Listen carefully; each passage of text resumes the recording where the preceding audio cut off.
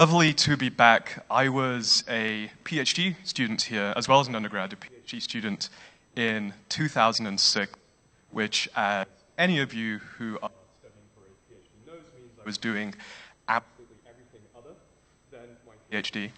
And I was actually at the very first one of these conferences, sitting right there in the back. And Reid Hoffman, the founder of LinkedIn, was so inspiring about this thing called the consumer internet that I decided to drop out of my PhD and to start a company. We then moved that company to Silicon Valley. As luck would have it, we sold that company to LinkedIn. Now I get to come back and tell you a little bit about that journey. That's my little loop. Hopefully we can inspire you to go off and build many great companies yourselves. So my colleagues are doing a wonderful job talking about the trends and the technologies that are disrupting industries. I want to give you a slightly different lens on where the next billion-dollar opportunity is going to come from. And actually, I had some slides. Can we get those? There. That is apparently what $1 billion cash looks like. Okay, so I'm very fortunate to be able to do the occasional angel investment. And whenever you're doing angel investment, you don't just want to do it randomly, you want to have a framework. So over the years, I have created a framework that appears to be working. Out of the investments that I've done, around 30% seem to be well on their way to $1 billion companies. So I wanted to share that framework with you so you can apply that filter to your own ideas. I don't have a clicker, so can we move on to the next slide? Fantastic. So here's what it is. Is your product 10 times better than what people are doing today? Number one. Number two, is your product rapidly, ideally, immediately useful or entertaining or gratifying? Number three, is your product viral? Does it have a strong word-of-mouth effect? Or is it inherently viral? When users use your product, do they, through the usage, get other people to sign up? The now classic example is LinkedIn. As you know, when you invite someone on LinkedIn to connect with you, if they're not yet a member of LinkedIn, they actually receive an invitation to sign up, and then that person has a very strong chance of going on to do the same with their own contacts. And that's one of the many ways in which LinkedIn was able to grow so quickly. Number four, does your product have strong network effects? Meaning, does it get better the more people who use it? The very classic example, of course, is the telephone. The more people who own phones, the more attractive it is to own a phone. And lastly, and riffing on what we just heard now with regards to TomTom, does your product capture massive amounts of data? If so, you have a very strong chance of being able to come up with products that we can't even dream of today, and to be able to disrupt incumbents without them even noticing. So, I realize that these may seem quite abstract, so I'm actually going to give you two examples of companies that I'm very privileged to be working with. They're growing exponentially fast. Both of these you won't have heard of. They're each worth under $100 million today, but I would not be surprised if in 3 to 4 years from now they were worth over $1 billion each. Can we have the next slide, please? Thank you. Send with us.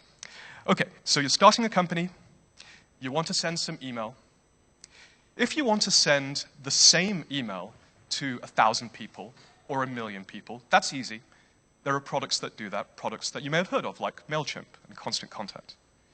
But if you want to send the same email to all your users at different times when they're doing things in your product, for example, a welcome email when they sign up, or a notification email when someone tags them in a picture, or a receipt email when their payment goes through, well, how do you do that?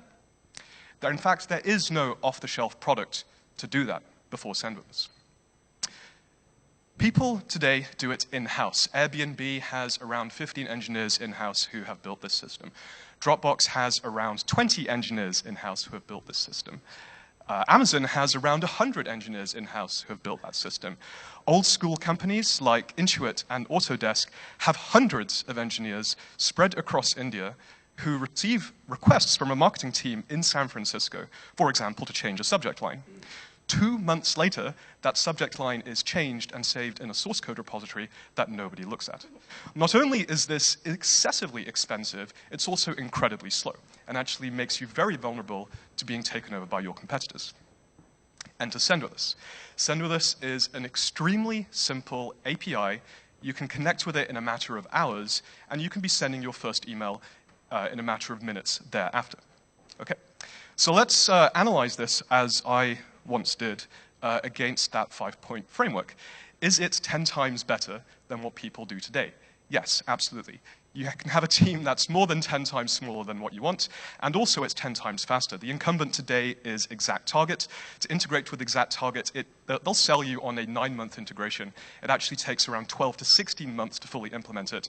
You can get this going, as I said, in a matter of hours. Number one, that's for the product team. For the marketing team, they end up with an experience that requires no training whatsoever. They can just go straight into the product and start editing the emails, creating A/B tests, and optimizing for people to come back to your service. With the incumbent, you need about a months-long training course before you can actually start doing anything. So yes, it is 10 times better. Number two, is it immediately useful, entertaining, or gratifying? Yes, the team has worked incredibly hard so that you can be sending your first test email in a matter of minutes. You go to ExactTarget's page, you're like, yeah, I want to use this product, and guess what? Now they want your phone number, they want to call you, they want to do a webinar. Whenever I see the word webinar, I throw my laptop away in disgust. This is not how the world should be. So yes, very immediately gratifying. Is it viral? Actually, no, this product isn't inherently viral, but like many B2B software as a service companies, they have a very strong word-of-mouth component. As it turns out, marketers get invited to a lot of conferences because vendors like to show them a good time, so that they buy their products. And marketers, when they get drunk, they start telling each other about the crazy cool new tools that they use, and the word-of-mouth effects that we've seen at these conferences has been incredibly strong. Another very cool trick that Sendwithus have done is leverage open source. So they put a lot of their code on GitHub, freely available for anyone to use and modify. And I've never actually seen anyone doing this, it's quite clever. They track for their contributors what companies they're at. And when those people change companies, they then get in touch and say, hey, would you like to use Sendwithus at your new company? Here's a discount, by the way. And every single time, they carry Sendwithus to that new company. So, are there network effects? Absolutely. As Sendwithus acquires more and more data, they're able to give you suggestions on how to optimize your emails. Let's say your email's not doing very well. They can say, hey, look, this subject line appears to have worked well for all our other customers. Maybe you should try something like this. Another example, finally, with the collecting massive amounts of data, they're already sending billions of emails a month, and it'll be hundreds of billions of emails a month relatively shortly, given how the accounts are growing. So they're able to come up with products that no one's ever dreamt of before. So without connecting your email system to Sendwithus, they can say, hey, this is the ideal welcome email for your industry. This is the ideal receipt email for your industry. This is what your call to action should be. And they can use that not only to generate revenue, but as a lead generation tool for the main revenue generating product. Now, to wrap up, let's take a look at one more company, Partender. You can have the next slide, please. Who here is going to be drinking tonight? You are mostly lying. Okay, so most of us love to drink, and that's great. It creates a huge problem in the industry, though. There's a lot of bar inventory work for any bar managers or bar owners. And typically, this takes around 6 hours per week. This is how bar inventory works today. You start at one end of the bar, you pick it up, you estimate how much alcohol there is on a 10-point scale, you put it back, you write it down, you move on. It's very depressing, very time-consuming.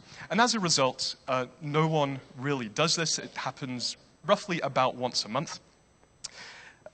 And it leads to this amazing fact: 23% of alcohol is unaccounted for. It's overpoured, or it's outright stolen by unscrupulous bar owners and bar managers. And as a result, most bars fail. And this costs the bar industry $28 billion per year in the US alone. Now, what Partender have done is basically made Tinder for bottles.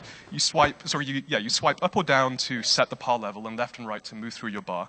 What would previously have taken 6 hours now takes 15 minutes. and their users are doing their bar inventory as they should every few days.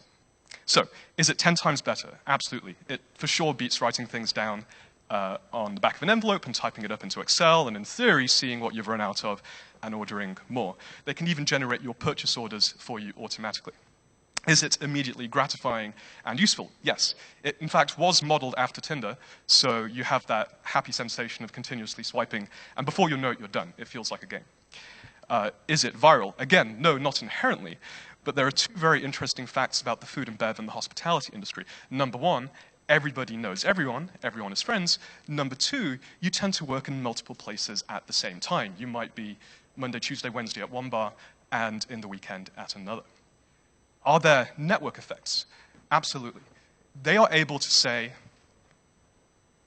hey, in your area, around you, your competitor bars are selling Grey Goose vodka at £1 more than you, and they're actually selling more. You might want to consider increasing your prices. And lastly, let's think about the data. Are they able to capture massive amounts of data? Oh my God, yes. Already for over 10,000 bars, they know in real time what the state of the inventory is. And they're able to create products that we can only imagine today. For example, they can aggregate the demand for the alcohol across all of those bars and submit purchase orders at massive discounts. They can even disrupt industries. Consider market research. Nielsen spends tens of millions of dollars a year on sending people out to only around 1,000 bars to see how much alcohol they have. And that data is then 6 months out of date. Bartender knows this information today. Consider distribution. Distributors spend hundreds of millions of dollars a year on speculatively sending sales agents out to bars to see what alcohol you might have and then trying to haggle with you to sell you some alcohol. With Bartender, the purchase orders are generated automatically, sliding into both market research, sliding into distribution at the same time as capturing massive data. So if we can have the next slide, please, to wrap up. If your product is 10 times better, if it's immediately useful, gratifying, or entertaining, if your product is viral, if you have solid network effects, and if you're able to capture large, massive amounts of data, then you probably have a billion-dollar company, and if so, please do come talk to me because I would love to work with you. Thank you.